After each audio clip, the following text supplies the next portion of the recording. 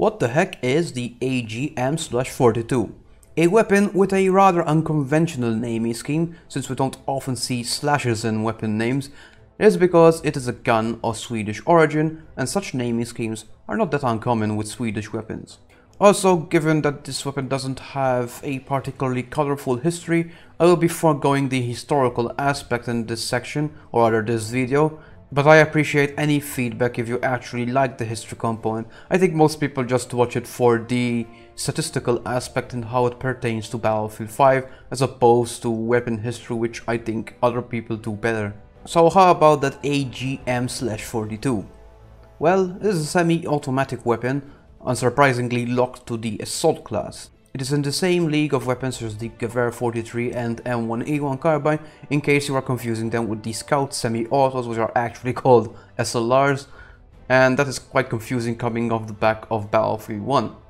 Speaking of Battlefield 1, I've been playing it a lot recently because, well, I really like Battlefield 1, and I think it is a more complete experience than what we have in Battlefield 5 right now, which is something I do not like to say, but I just find Battlefield 1 more fun.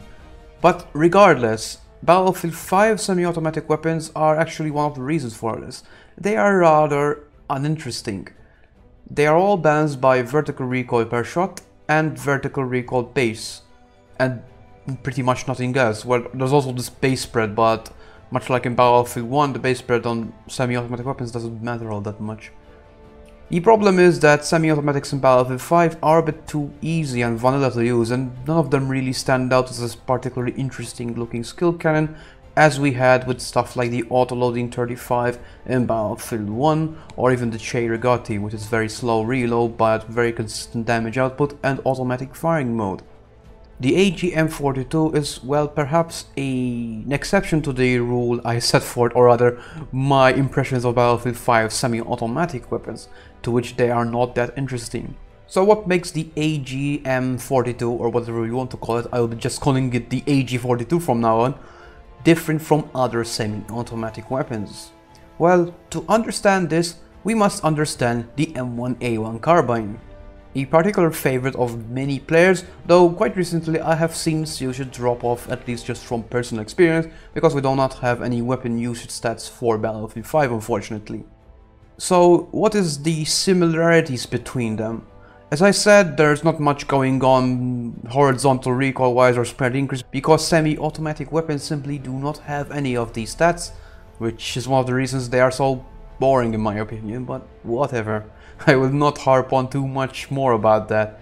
Back to the comparison. The AGM42 and the M1 carbine are both 449 RPM semi-automatic weapons, which makes them the fastest firing semi-automatic weapons available to the assault class, or rather any weapon class really, unless you count the switching to single shot mode on many weapons where the fire rate is reduced to a maximum of 449, although less in some cases, depending on the weapon's fire rate. Anyway, the M1A1 carbine and AGM42 all start off at a 4-hit kill. However, the difference starts when we compare the minimum damage of the M1A carbine to the AGM42.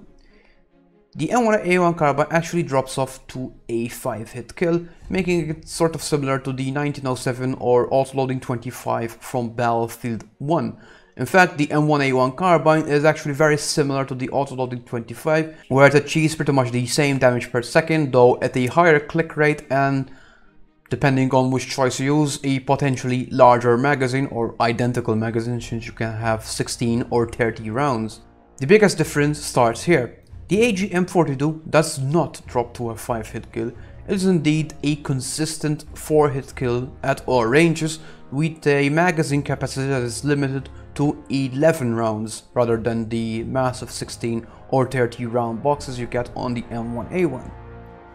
This makes the AGM42 an extremely consistent weapon, since it's actually one of the few weapons you will not be needing to bother with damage drop off distance, and as such you don't really need to worry about what engagement distance you are at. There's actually a, well, I call it a problem, but it's actually a balancing mechanic which I quite like, where you have to know the engagement distance to understand where the weapon will perform best. So the trade-off with the AGM-42 is very much like the 1907 versus the Cherrigotti in Battlefield 1, to which it trades magazine capacity for more consistent damage output. If we ignore specializations, where both weapons actually have very similar specializations in terms of recoil management, we can note that the AGM-42 has a slightly higher vertical recoil compared to the M1A1 carbine, that is 0.65 for the AGM and 0.6 for the M1A1 carbine. To go with this higher recoil, we actually also have a higher recoil increase per shot, or rather vertical recoil increase per shot, as there is no horizontal recoil on semi-automatics at all.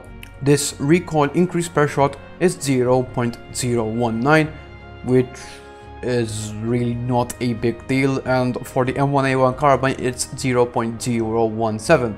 These values are actually lower than we would find in Battlefield 1 for the most part, so there's another reason why I do not really enjoy semi-automatic weapons in Battlefield 5, because they have very little in the way of interesting things. If we compare it to Battlefield 1, we find that the semi-automatic weapons in that game are not only managed by vertical recoil, but more importantly horizontal recoil, so you can actually need to reduce your fire rate in a more meaningful way. In Battlefield 5, you only really need to reduce your fire rate at very long ranges, example with the Turner SMLE. It really doesn't matter all that much, so in most situations you end up just back dumping the SLR, because really that's the best way of doing it. But since I mentioned that, the AGM-42 is a little different because it has a very special trait coming from that 4-hit kill at all ranges. It is hands down the best headshot weapon there is, other than, well, things that can hit with one hit to the head, of course. It's because it is capable of getting a 2-hit kill headshot, by which I mean one headshot and 2 headshot at any range, meaning that it has pretty much the best kill times if you consider headshot kills. The M1A1 carbine does not do this, and, well, other SLRs can do this, but, well, they're not as fast, because if you take, for example, the Turner SMLE with its 360 rate of fire, yes, it can hit with 2 headshots to the head at all ranges, but this is at 360 RPM, likely less at long range, because you will need to drop that fire rate a bit. And the AGM-42 can get the same exact bullets to kill, but at 449 rounds per minute, which is the major distinguishing factor of the AGM-42. Of course, this power doesn't come without its drawbacks. Nailing headshots is not as easy to do in Battlefield 5, or, well, at least it's easier than in Battlefield 1. But since Battlefield 5 has rather snappy movement, and, well, in any Battlefield game really, people do not usually stand still. Unless, of course, they are a stupid sniper who does not know what they are doing, which is incidentally one of the situations where the AGM-42 actually excels at. I find that maintaining a high fire rate of 449 RPM to be quite challenging, just technically speaking, since while I have no problem clicking at 449 RPM, I can click quite a bit faster than that actually, I have trouble applying that in my usual gameplay. So with all that being said, do I recommend the AGM-42?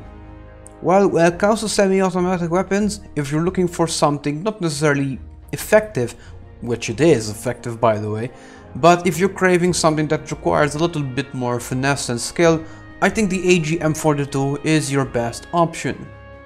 As for which maps it excels on, it can pretty much do well in all maps, which is a characteristic of most assault weapons, especially semi-automatic weapons.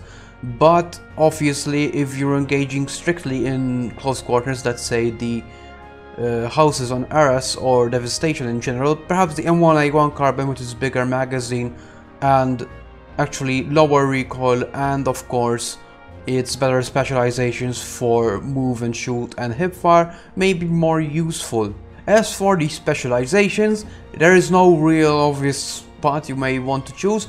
I think most people will gravitate towards the higher magazine capacity, well, more accurately the faster reload and more consistent reload, because you only get one extra round, which does pretty much nothing in the AGM-42's case. Or, if you are like me and want a better chance and actually has some legitimacy to it, you may choose the stripper clip reload, which also comes with the increased accuracy whilst moving, which pairs very nicely with the increased ADS speed. So let's conclude. What does the AGM-42 do best? Well, it is the best two-hit headshot weapon you can pick. It is by far the best headshotting weapon you can pick other than single-hit or rather one-hit kill headshot weapons such as the bolt-action rifles. If you don't really care about the magazine capacity on the M1A1 carbine, there is no reason to use the M1A1 carbine because you will get a 4-hit kill at all ranges with the AGM-42, and it also comes with a magazine reload if you want it. It is not required, but this is actually personal preference. I actually do not usually use the magazine reload because I am used to making weapons work at specific situations, which was something much more commonplace in Battlefield 1, though it does occur in Battlefield 5 as well, just not with most of the support or rather the assault classes weapons. Also, another thing that the AGM-42 does far better than the M1A1 carbine is its very high muzzle velocity of 780 meters per second, which is actually among the highest on the semi-automatic weapons. It actually goes a bit higher if you choose the high velocity option. This velocity can be increased to a staggering 880 meters per second, which is, I believe, the fastest velocity outside the MAS 44 with its muzzle velocity upgrade, which I think goes to around 910 meters per second, if I'm not mistaken. Regardless, this is an extremely fast muzzle velocity, and as such, bullet drop is not something you need to worry about on this weapon. The M1A1 carbine, on the other hand, only has a 610 meter per second muzzle velocity, which is actually quite slow. This muzzle velocity can go up to 690 meters per second with the fast bullets upgrade or rather higher muzzle velocity before I trigger someone on the M1A1 carbine, but the 690 meters per second on the M1A1 carbine is still far less than the normal muzzle velocity on the AGM-42, which is 780. So to recap, the AGM-42 is a higher velocity, higher damage variant to the M1A1 carbine. It doesn't have a higher maximum damage, but its minimum damage is identical to its maximum damage, or either more accurately, its forward bullet to kill is consistent across all ranges, unlike the M1A1 carbine. So that's pretty much all about the AGM-42 and also my rants about Battlefield 5 semi-automatic weapons. In fact, as a tangent, although I really appreciate Battlefield 5's gunplay and what they did to make spread visually represented to players so we don't have complaints or random bullet deviation, which by the way is not a thing and you should stop saying it because it's very annoying. But regardless, I still think semi-automatic weapons really need some work. In fact, quite recently I've realized that I still prefer Battlefield 1's gunplay over Battlefield 5, simply because there is far more variety in terms of class diversity. For example, in Battlefield 5, the assault rifles, while having spread increase per shot and no vertical recoil decrease per shot like LMGs, they're just not that different from LMGs, and LMGs just feel like clunky assault rifles, which is not the way I want them to feel. And also another thing, the MMGs are really starting to annoy me, especially the ones which have high rates of fire. I mean, I would much rather have the MMGs be weapons similar to what we have in Battlefield 1's LMGs, where they got more accurate the longer you hold the trigger, but this comes at the cost of slow ADS, and perhaps in some cases, because I think they needed some nerfs to their damage per second, because I mean, quite frankly, a bipodded 981 RPM 250 round weapon is not a good idea, especially if you're going to make it an ADS-able weapon and not just something on a bipod. But this thing on the bipod is actually quite annoying, and I do not think it is a very smart move to implement such a weapon class. I didn't mind them at first, and I actually don't mind stuff like the MG34, but the high fire rate ones are really frustrating to play against, and I think they would have been much better served if they worked more like Battlefield 1 sub-1 weapons. If there's a weapon that has an excessive high rate of fire, just reduce the damage, much like we have with the Automatico in Battlefield 1. Micro rant out of the way, I hope you enjoy the AGM-42 and make good use of the only skill cannon SLR or other semi-automatic weapon there is in Battlefield 5.